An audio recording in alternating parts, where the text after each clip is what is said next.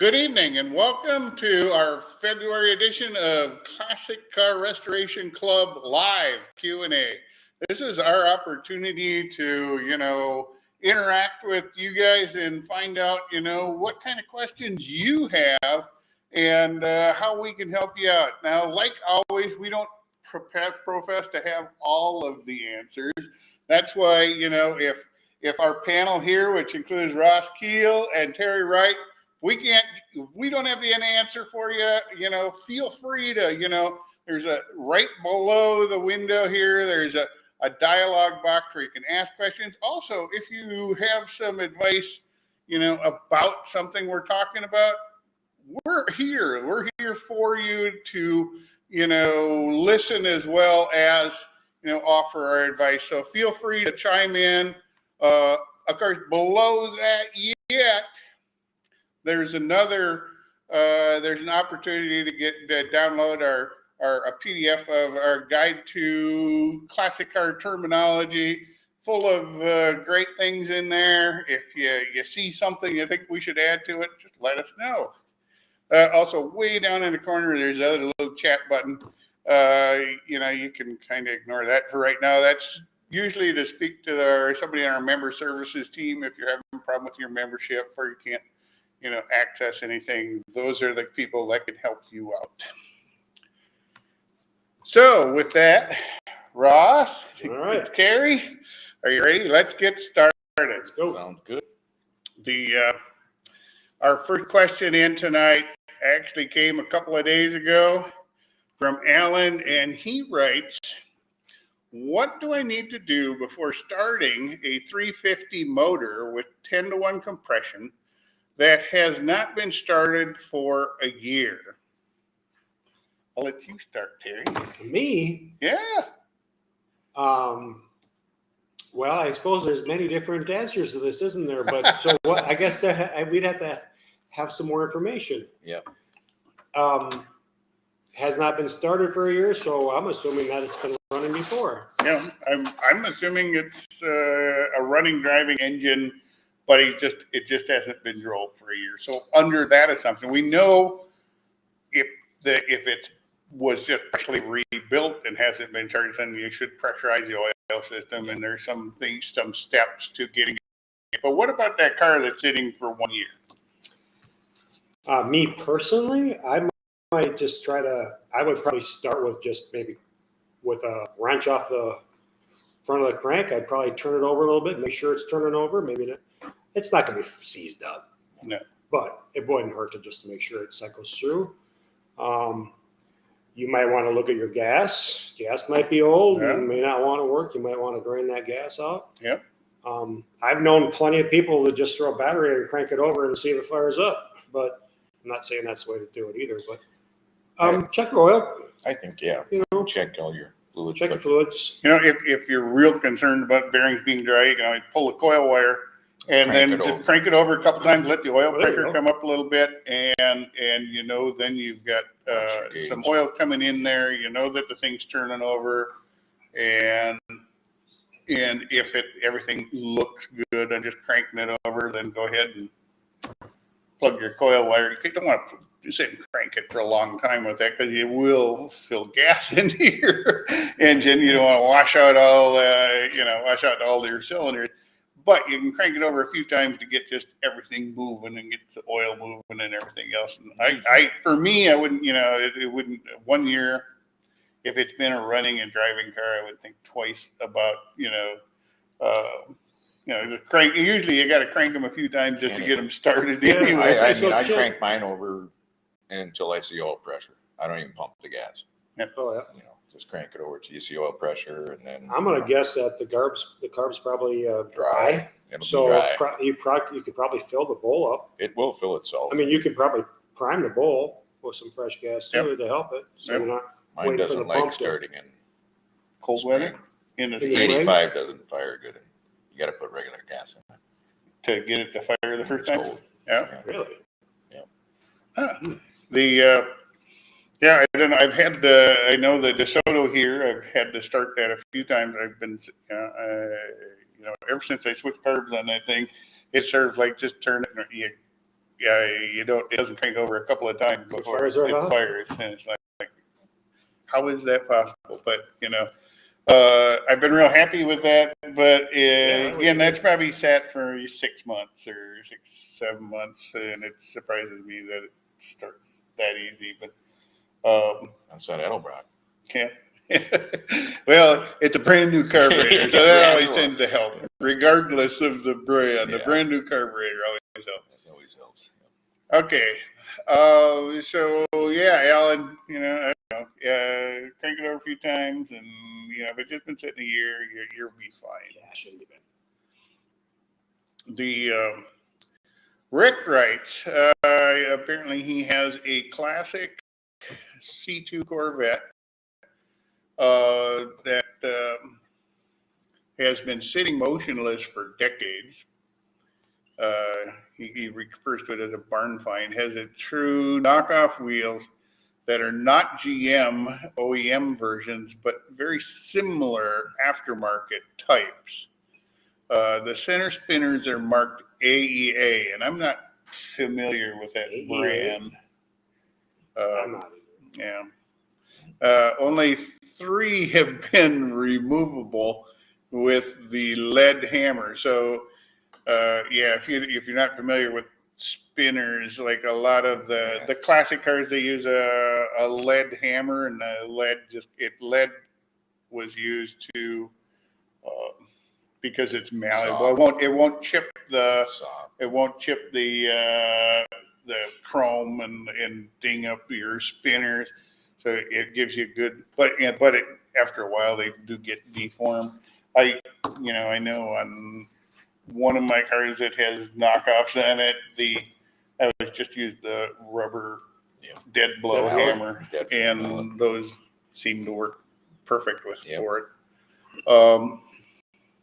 Let's see, I have 3 removable hammer with the hammer, fearing damage to the spinner. Attempts at further hammering this have ceased.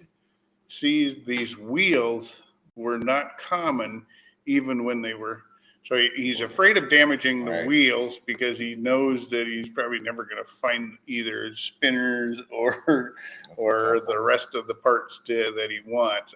Furthermore, the wheels have been freed at the center spinners, still will not separate from the hub. So his aluminum wheels are stuck on the hubs.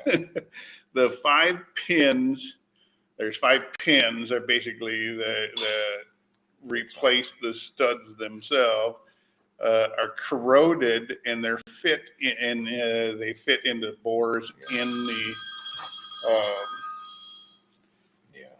they fit into bores in the wheel, so then the spinner just holds everything together. So those pins themselves are corroded. He writes, do you have suggestions on removing the wheel from the hub? Sources tell that aluminum can melt as low as 900 degrees. Yeah, you can melt aluminum. You don't want to run into our channel. Yeah. You've run into that, haven't you, before, where the wheel's seized on the hub? Oh, yeah. I myself take a big sledgehammer to the back of them and hit the rubber. Yeah. I don't hit the rim. Yeah, and that's the way that I've done it in the past before. Jack the whole, get the wheel off the ground, and just wail on the actual, fill up the tire with good air pressure and just start hammering on it, and you can rotate it around to try to break it free.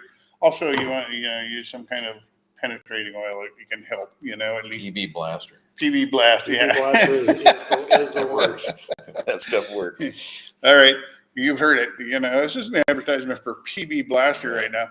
So if you can get some, go on the backside and get as much of and I probably would start there. I would, if it's not going to come free, I would start by just soaking it with PB blaster and let it sit for a day, and then come back the next day and hose it down again, and then let it sit for a day. And maybe do that 3-4 times, and then at the end of the week, then come back and then start hammering on it. You really don't. Yeah, you don't want to put heat to aluminum wheel. That's just trouble. And Yeah, it's, you know, I've had steel rims that have been rusted on yeah, I've seen before. worse. And I have too. And I haven't dealt with the knockoffs myself, but I've had a friend who had, and as far as using the lead hammer, which I think that's pretty standard, right? But Mhm. he had a wrench that would fit over the knockoff. Now the Oh, spurs, like there's probably 3 on there, big right? breaker bar. But would like fit over it and then use a breaker bar. Yeah. And instead of beating on it, use a breaker bar to bust it loose. That's what I would try. yeah, Instead of beating on it. yeah, you could probably, yeah, there'd be some of those probably available, you know, Yeah. aftermarket. Yeah, yeah, you're in a rock and a hard place, Rick, you know, where you're gonna have to coax that wheel off the hub, and it's probably not gonna be a easy solution. It's gonna involve a little bit of elbow grease. And patience. And of course, suddenly,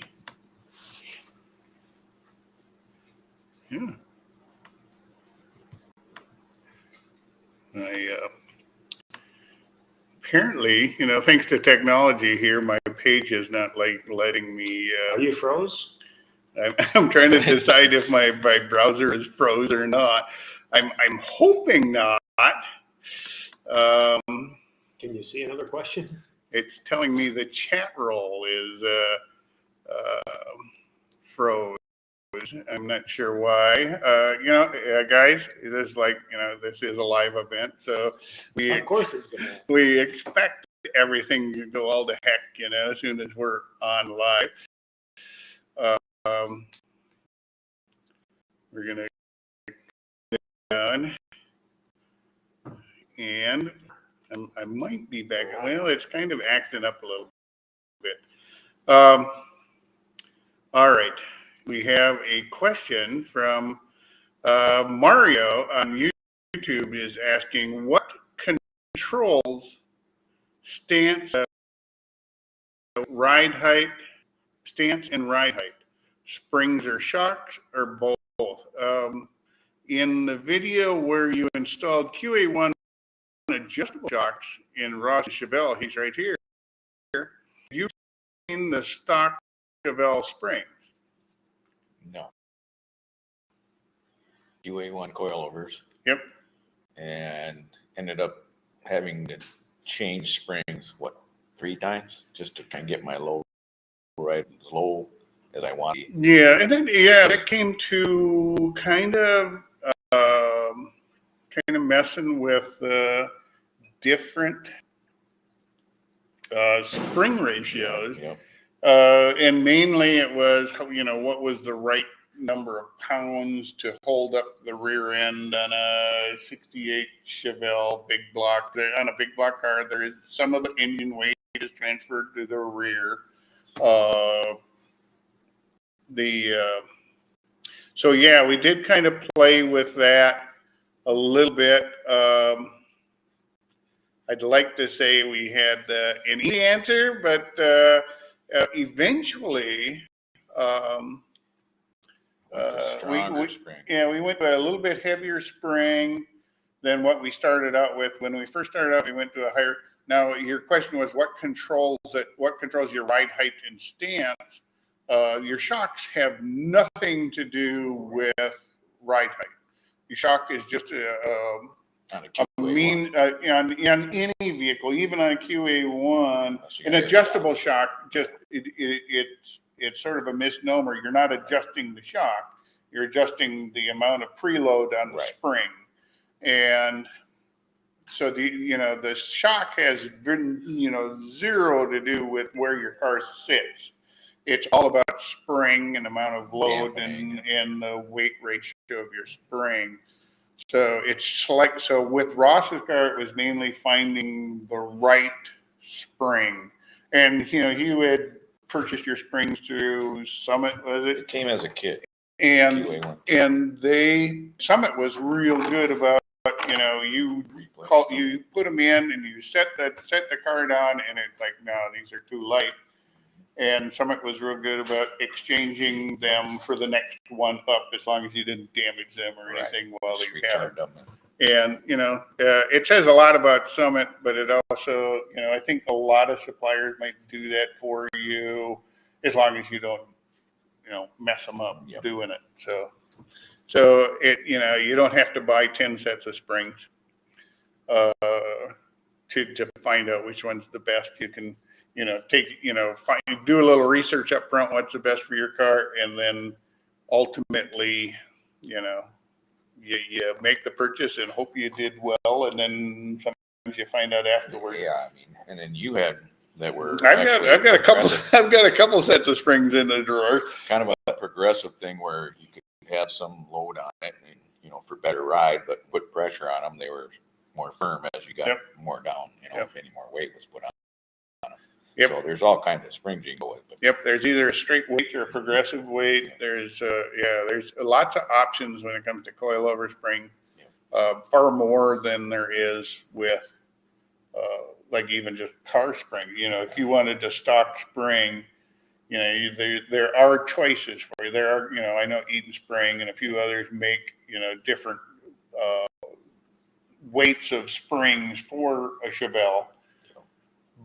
But as soon as you go coilover, there's just like infinite amount of choices available. and the adjustments on, you're probably talking 2 inches in height up and down. Yeah, and I think that's one of the real benefits of coilovers is you get to tailor your ride height. You can, you decide that, I want it to be just a 1/4 inch higher. You can put just a little more preload on your springs and move up your car 1/4 of an inch. Exactly. That's the beauty of adjustables. You can infinitely set that levels and the amount of preload for your suspension.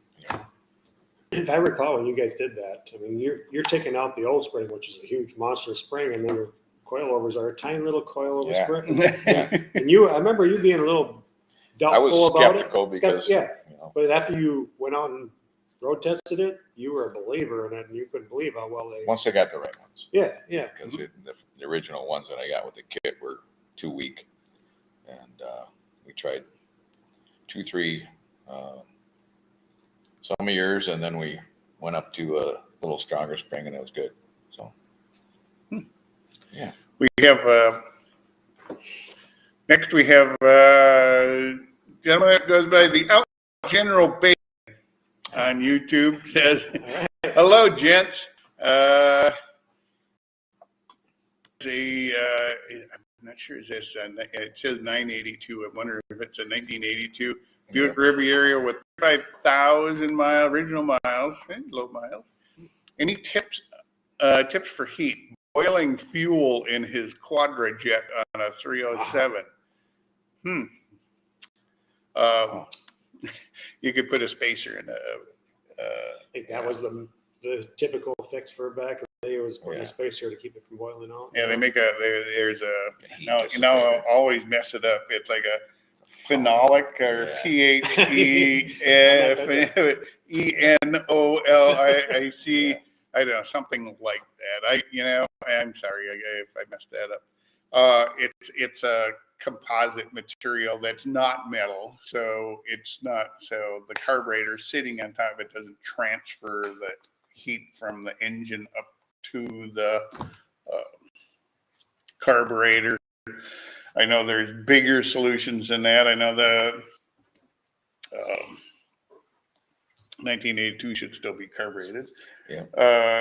Bigger solutions where they put a whole heat plate on top of, that almost covers up the entire intake that prevents heat from the engine getting up around the carburetor. And on that car, I think too, is they've got a drop down air cleaner on them. And that's always been a problem where your heat just gets sucked up in there and it has no place to dissipate to. And, you can always replace that, but if you want to keep it stock, it's kind of tough. Yeah. Yeah. And, there are guys that have this is the air cleaner I drive with, and this is the air cleaner I put on when I get to the show. Yeah, that's true. Yeah. And, that's not uncommon. Right. So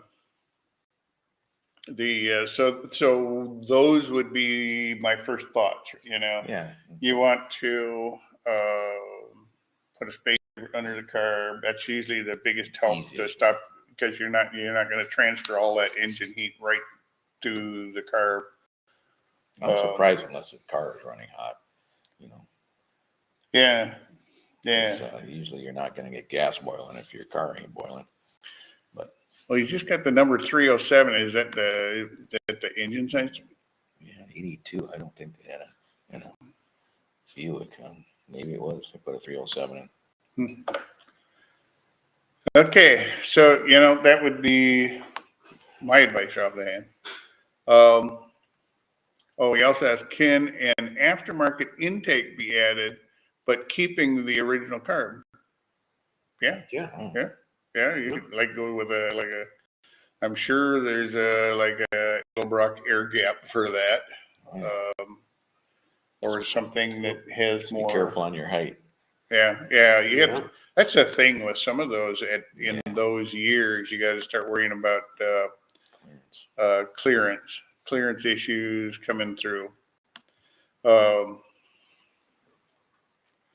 He further asks, is there anyone in the resto world that would have an idea of how to replace the factory chrome without spending a fortune tracking down originals? Factory chrome on 82. In 82, I'm searching my mind real quick to memorize the how much chrome is on an 82 Rev. That's the smaller version. Probably. I think 79 was a bigger. The last year, the big rivvies. Was it? I think so. I know the 76s were big. 77s were big. I believe so anyway. Huh. But I think they all went down to that smaller version of the Pontiacs and Oldsmobiles and Buicks all went to the smaller Monte Carlo. So all those. Yeah, I'm not aware offhand of they over the years there's always somebody with various classic cars, people who have issues finding original chrome pieces, or they don't want to spend to have, especially if they're plastic parts. Having plastic parts replated can get kind of spendy. I've seen a lot of people try to do a lot of different things over the years. And nothing, I've seen people try to, they vacuum form, chrome vinyl over them, or use some of the automotive vinyls. If it's an internal thing, you can sometimes get away with some of that.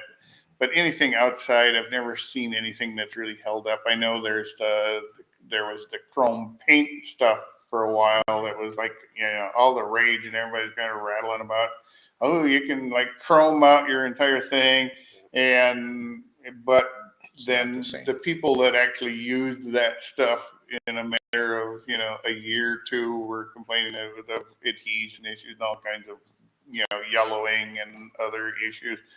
Now I'm going to hear from all the chrome paint manufacturers. So you can reach me at Terry Wright at. Go ahead. Give it your best shot.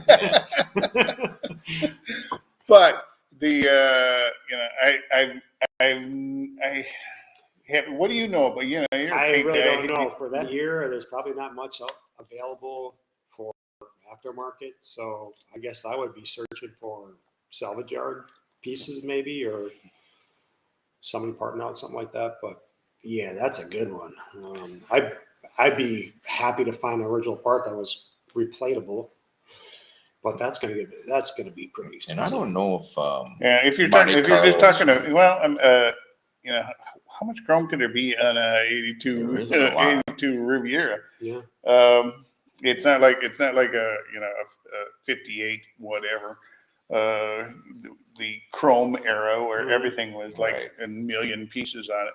So I find it hard to believe there's a million. I know I would guess maybe there's windshield or maybe tell us what you're specifically what you're Yeah, You're then thinking of it, maybe we if can it talk if about it's stuff like emblems, good luck. I'm Yeah. emblems, especially script emblems. I would say, start the hunt and find the NOS stuff Yep.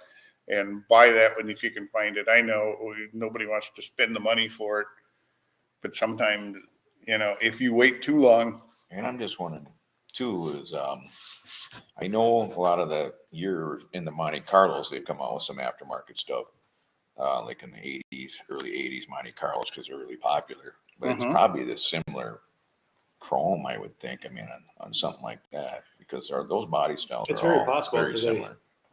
If they it's use what I'm them. thinking of, early 80s smaller Buick is it's just like a Buick Regal or Riviera, maybe a little more fancy, but I'm not sure. Yeah. I can't Yeah, remember and which one it is. So yeah, my personal feeling is, as far as emblems and stuff like that, buy them if you can find them. And because I assure you, as time goes by and you're waiting for, there will be a pause between availability of things, and then when finally there's enough demand for something down the road that people will actually reproduce them. By the time the reproductions come out, you'll be sticker shocked at what a reproduction costs of just like one off, because they're not gonna mass produce Buick Riviera emblems for 1982.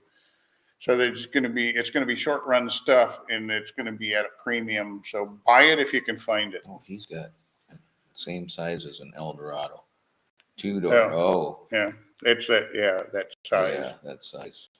So it isn't like a Monte Carlo then. No. But the Eldorado was kind of smaller too in the. Yeah, it's We're smaller, shrinking but down, it's but not, the body style's not the same. Yeah. David has a question. He's working on a 1966 Mercury S55 convertible. I want to lower the car. I have found the front coil springs, but I cannot find the rear. They cannot be cut. The rear has pigtails on both ends. Uh, what cars are compatible with the 1966? I've seen Chevy Impala spring. Okay, okay, I'm not. Yeah, Mercury. What?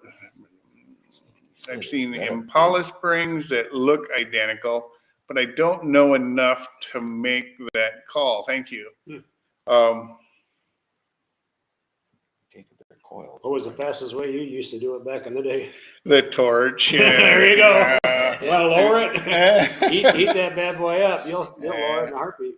All right, guys. Yeah, that's an old school method. We're all old school here. Old school method of lowering springs on a car was to take a torch and just, with the car on still in load, and then heat the spring until it's cherry red, and it loses its spring steelness, and then it flattens out. I've seen many a good spring destroyed using this method. Um, and what happens is you cannot heat 360 all the way around at one given time. I suppose you could if you hit like a induction heating system of some sort. But what happens is you heat one side, or you can't get your torch all the way around with it in the car. So you end up heating one side. Yeah, your car lowers down. And then you're thinking, yeah, save myself a lot of money. Then it comes the time you got to pull the spring out of the car for whatever reason. And then you realize now your spring looks like a banana. And you have to somehow try to figure out how to get this banana back into your car. Not the easiest thing to do. I've seen many cars that have, with lowered front suspension, where we've pulled the springs out and said, oh, geez, now we need new spring, because this is going to be really tough. There are companies that make springs, and like Eaton Spring has always been really good about if you contact them and tell them exactly what car you have and exactly what ends need to be. They have all the technical information where they can get rid of all the guesswork and get, they know they can get you a spring lower than what you have now. Other than that, yeah, there's probably, as far as going between Mercury and a Chevrolet, maybe, that's kind of what the whole hot rodding industry is kind of built on is, grabbing parts off other cars and using them on your car to solve a problem.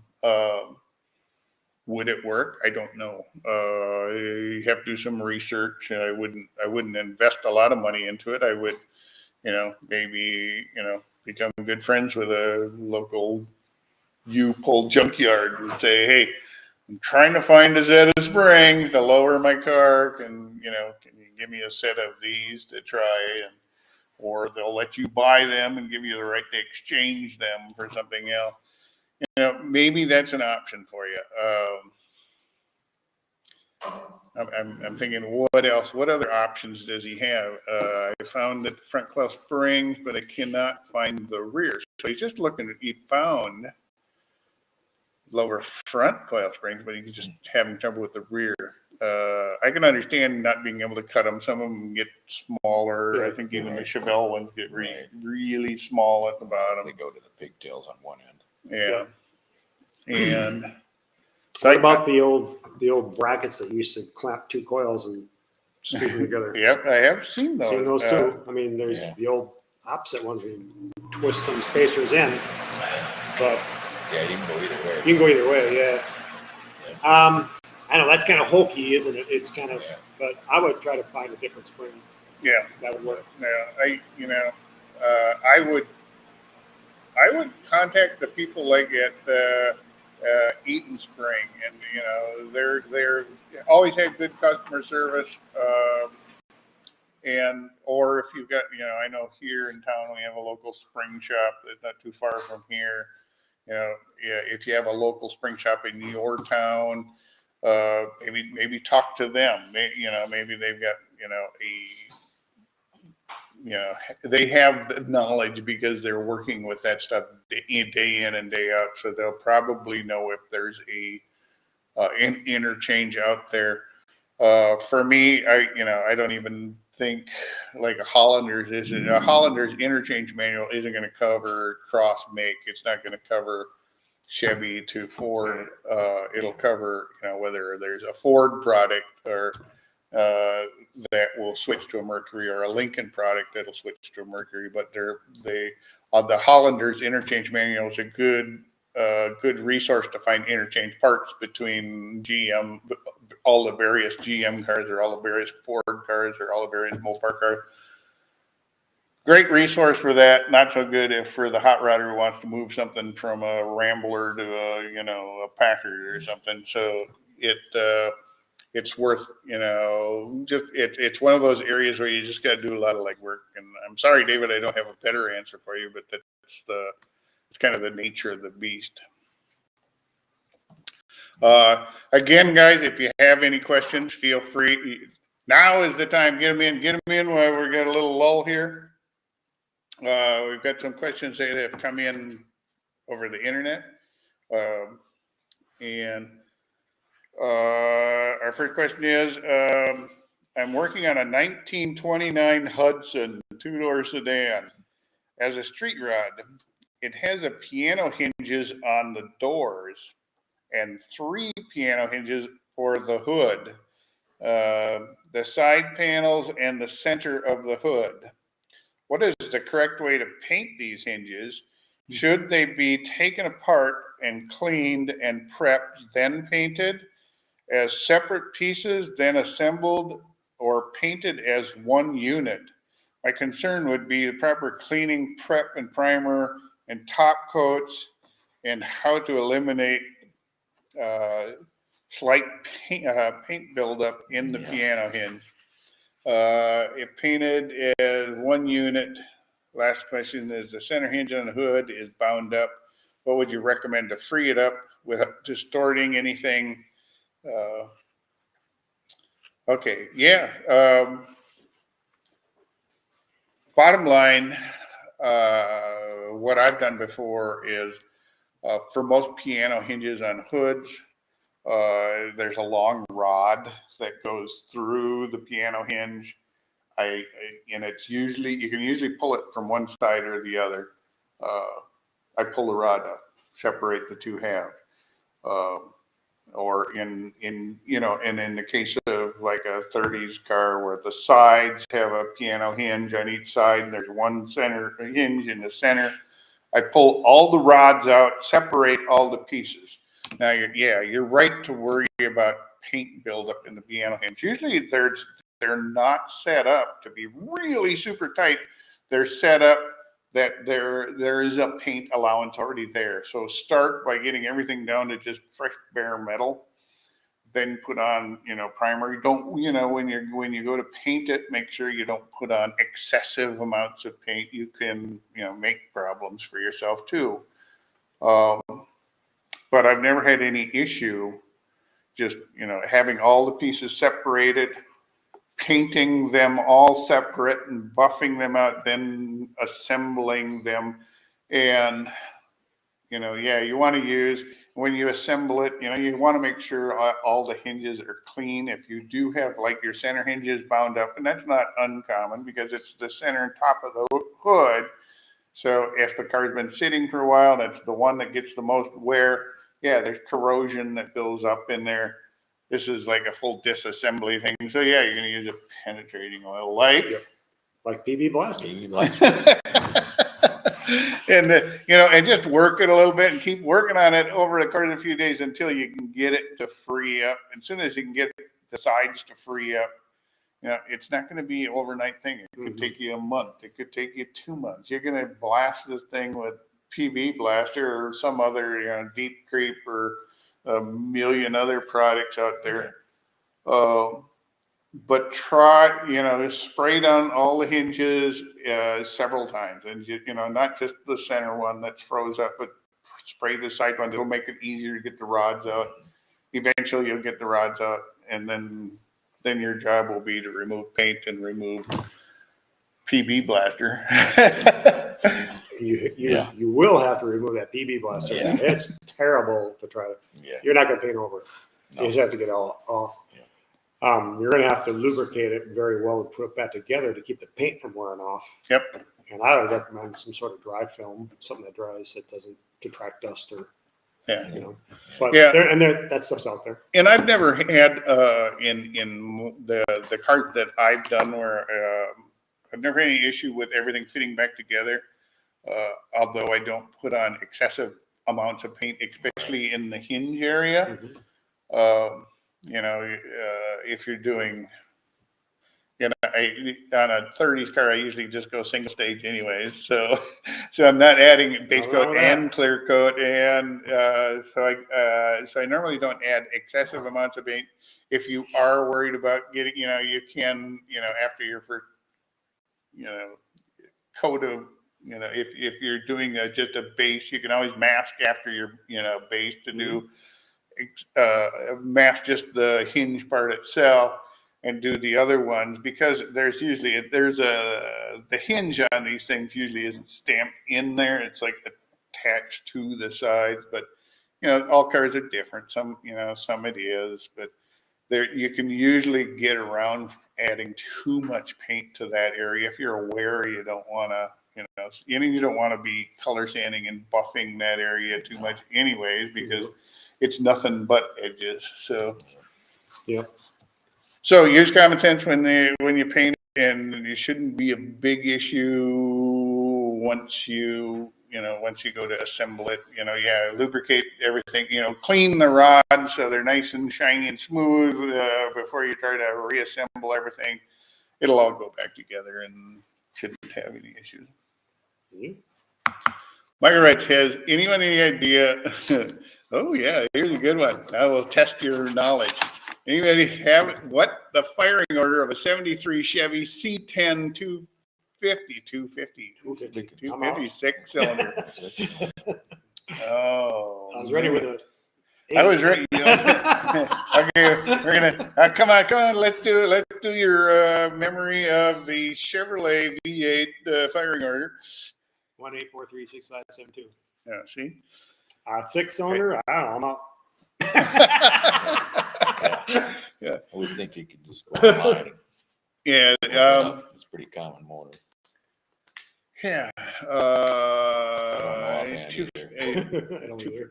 250 cubic inch. Yeah. I don't know. This is a classic case where where I always profess the best tool in the whole shop is a factory service manual. That's true.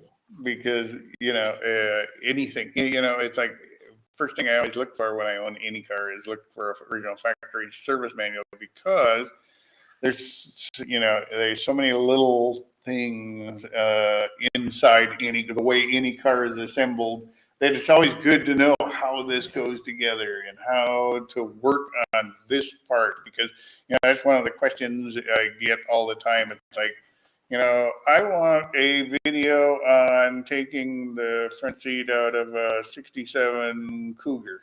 And it's like, yeah, well, it's the same as a 67 Mustang, but but a lot of guys want that very, very specific information that relates to your year, make, model of car.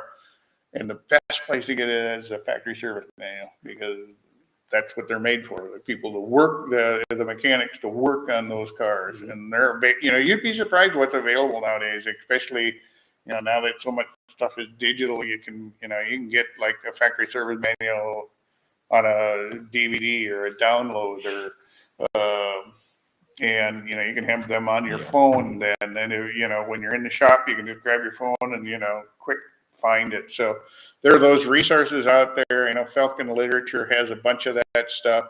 And then Pat in our audience assumes that I can see 25 feet across the shop. Yeah. It's on the Google machine? On the Google machine? What is it? This has got 1, 2, 3, 4, 5, 6. That's the firing order? That's the firing order? 1, 2, 3, 4, That can't 5, be the 6. firing order. Hmm.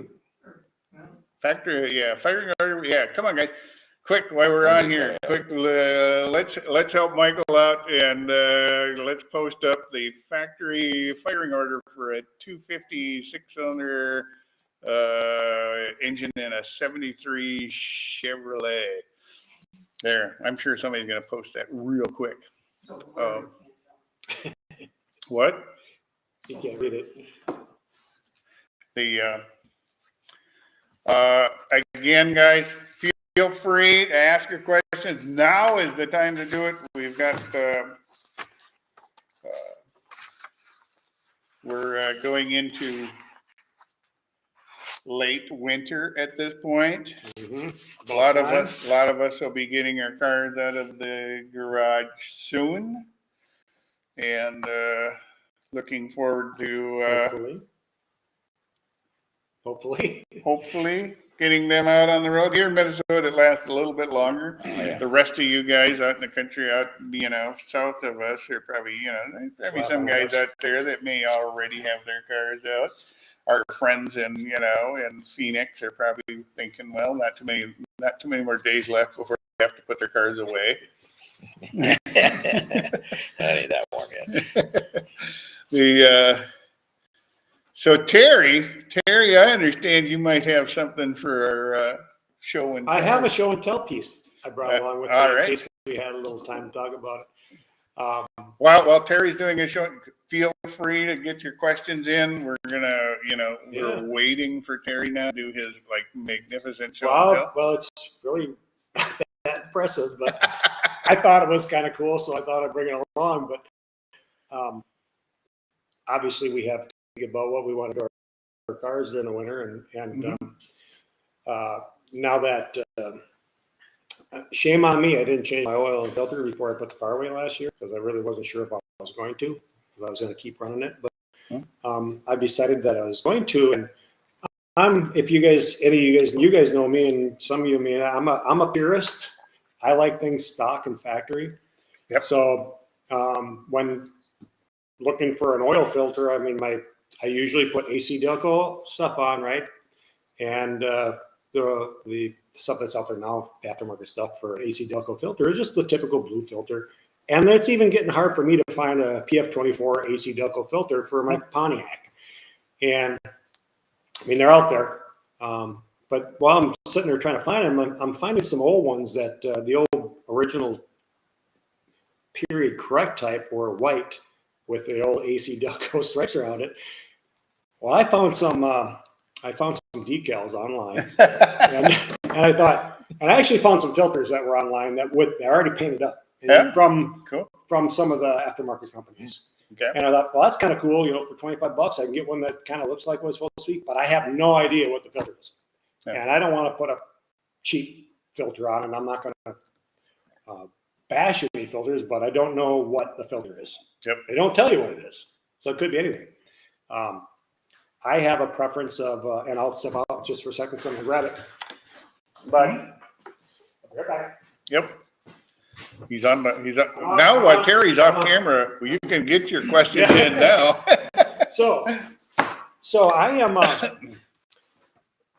I'm a Baldwin filter guy, and it's just they didn't give it to me. I paid for it. I bought it, but I'm a Baldwin filter guy. Why are you a Baldwin filter guy? Just real good reviews I've had from other Pontiac members. They're like, that's the one to use, and I have used it. Mm-hmm. Outside of when I've got my AC filters. The one thing about Baldwin filters is they're bright orange. And if you're a purist, They're Chevy Chevy orange? No. So they come in Chevy orange. No, those are the normal blue AC decals. So I came across these decals for decaling up a filter, and they're these guys. Oh. If you remember these old decals, The old AC Delco. yeah, I thought, you know what? I'm in the paid business. I can buy How much are they? So these, and this was a $10. You can get a packet. There's a packet of 4, so I got one here. So for $2.50 a filter, you Yeah. So great. I bought For the purist at the car show, it's probably a good investment. So I haven't seen it. So I don't know. You may think I'm really goofy. I know you guys do, but I don't care. I really don't care. So I got my Baldwin filter, and I went and painted it up white. Nice. And then today I went and put on one of my decals, and here's the filter. Wow. And now I have a filter that I like, and it looks like what came on the car. Yeah. Now tell me that's not cool. That is cool. I have to hold this. Yeah, I know you do. You got to touch and feel it. Isn't that cool? That is cool. Yeah. And for the filter is $10. It meets And right I just up and used everything. Full. it overlaps just So slightly. You have to look on it. repainted it? Yeah, I just painted it up yesterday. It's just single stage urethane fleet, just a universal white that I picked out of my book. Very, very nice. Just mix up a few ounces. Yeah. I sprayed it, but Okay, guys, that's cool. That is. That is cool. I just so I'm kind of I am So weird. now the guys are going to ask, where did you get? I got these off eBay. You can just just go on eBay and search for AC Delco decal, or Oil mine's filter PF24. decal. So either whatever is on your I'm you gonna use for your type. Have you paint up my PF Well, 25. yours are 25s. You can get those too. PF 25 and mine's a Wix. Wow. So whatever you choose, That whatever is- you choose. That is very nice. These guys actually they relabel all kinds of different filters for people. Interesting. But There's This- stock about my car. Yeah, for you, it'd be like the only thing that was stock on your car would be the Yeah, oil right. filter then at that Right. point. I just they're not the easiest to find either. And if you got so I just used I like that. our local Granger. That is nice. Look at that, it's raised. Even It's like raised. it's full cutout decal. This isn't some. It is a decal, This yeah. isn't some kind of. I'm not sleazy kidding you. thing. It was pretty slick. I'm impressed. So for $10, and I just had them delivered to my local Granger and save the shipping for $10 for a filter. I'm gonna go get 3 more filters. I'm gonna just have them painted up, ready to go. Ready to go. And for a small fee, no, I'm just kidding. So, But I don't know. so It's maybe kind you of could- goofy, but so maybe you could go on eBay and start selling those now. well, you can get filters that are already done for $25, but Oh, I don't know what the filter is. okay. That's what bothered me. I didn't know what the filter was. Yep. You And, didn't know and if I'm they- not going they- to slam yeah.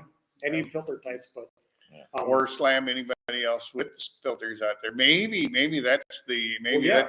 advice for those guys that are selling those Yeah, things would be, Make them like that. hey guys, Hey, tell us what filter it is. tell us what filter it is. It might help. It might improve sales. Now, $25. I mean, if for as much money as we sink in our cars, I'm probably not gonna think twice about spending $25 on one that's done. Mhm. But I just did it for a lot cheaper. Now, Yeah. granted, I have access to paint and it's easy for me to do it. But you can go get a can of aerosol, You can rattle can. Yeah, you know, you could- whatever. You could And sand paint and it white. rattle can Yeah. that and Yeah. have Yeah. a nice. So one Yeah. of my coworkers, he's got a 66 Lincoln Continental, and he goes, "I gotta do that for my Ford." So we're Googling, looking and they make labels for those too. They do. Yeah. Very So cool. they're out there, and I don't know if for us guys that have some time to sit and wait for driving weather.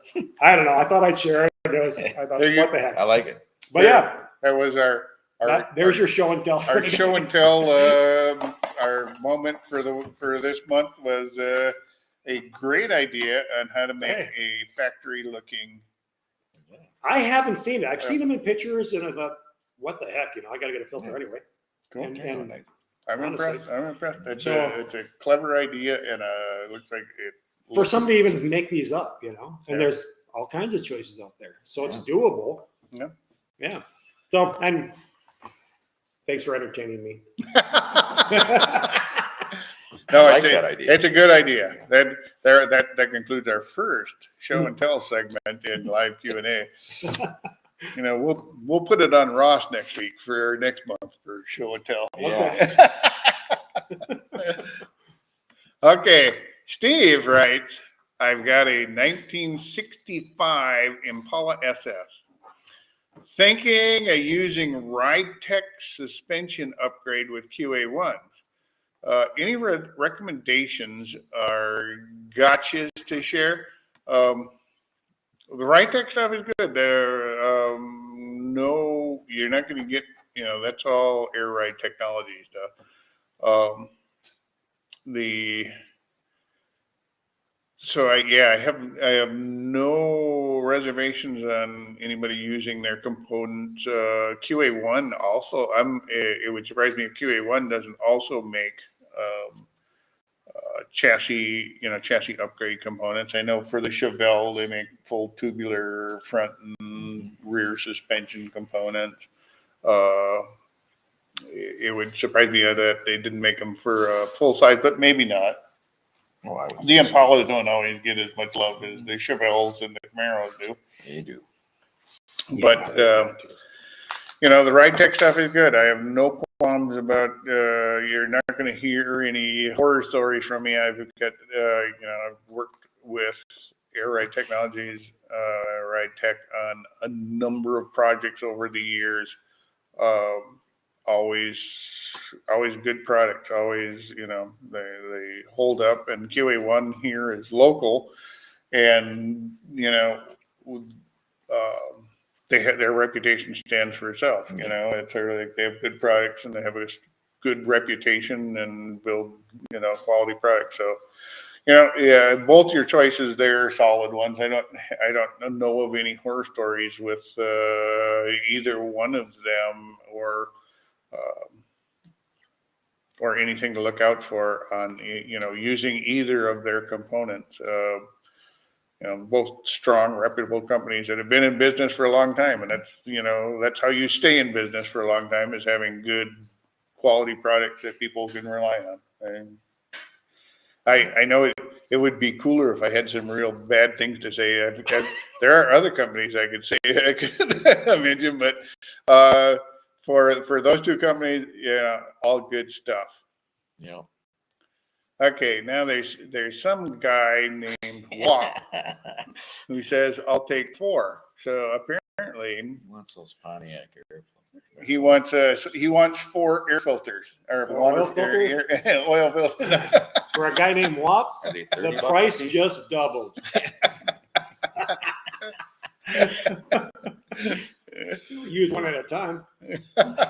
Yeah, you have the same one. Good luck Yeah. getting one out of me. Yeah. All right, that's Terry's brother. We're not just being cruel to some part member. Yeah, it's all good. We're not overtly cruel to anybody. Other than Pat, who thinks I can read from 25 feet away, doesn't realize I can't read 10 feet away or 4 feet away or Did you like get that 3 firing feet order away. yet? What have you been doing over there? Yeah, come on. You're a moderator. When You you're know a- what is the Your firing? research. This one says 153624. That There sounds you go. more That like sounds it more than like one, it. Yeah, two, three, five, six. That sounds good. So that was a firing order. What, Pat? 153624. That was like, right? Yeah, I've got to go back to find out who You was. passed. Oh, did I go past him Right already? there. As Michael. Yep. Michael, all right. So far, we are. We have a report that the firing order should be 153624. Take it with a grain of salt because that was a Ford guy that gave it to you. Yeah. He might be sabotaging Setting you. you That was Google. Let's Google. Oh, that was Yeah. Google. All right, That's so good. so that was Google that gave us that answer. So if you really have a problem with that firing order, Google. remember, Google. hate Google. Oh yeah. But all right, guys, we've got one more. One more. I've got one more here. I have one right here somewhere. And as always, I'm always got my notes in a mess. Let's see. I have a 1959 Ford Galaxy two-door hardtop. I would like to upgrade to power brakes. I decided I would use drum brakes front and rear as original. I got power boosters, master cylinder, and thought it was going to be easy to add. However, upon reading up, I see them talking about equalizer valves, residual valves, etc. I have a Ford repair manual, and between the manual and the power brakes, it shows nothing about these valves. Can you install a new power booster master cylinder and be done, or do I have to use these valves? I understand that using discs on the front, you have to have it equalized. Any help would be appreciated. Yeah. On a traditional drum brake, there's no residual. On a traditional drum brake, there's no residual pressure valves. There's no metering valves. There's no there's no combination valve. Typically, now I'm just going back to original on your 59 Galaxy. It was one hose, one line that came down to a T that spit it out in two directions to the front and the back. Going to a dual reservoir master cylinder, which is what I would suggest. Much safer. Yeah, because there's a reason they don't use single pot reservoirs on cars anymore. Even I know guys are going to be the purists and they're going to say, "Oh no, my car came on single pot. I really have to run it." No, this is one place that even the most strict judging guidelines allow you to have a dual reservoir master cylinder. There's a reason for that. There's a safety issue. So if you're going to switch it over, you're going to put in a dual reservoir. You want to make sure that your master cylinder is for a drum car. But you're not going to find a lot of those. You're going to see disc drum or disc. That's fine. You can run a disc drum master cylinder or disc master cylinder. Just remember, there's a residual pressure valve in line.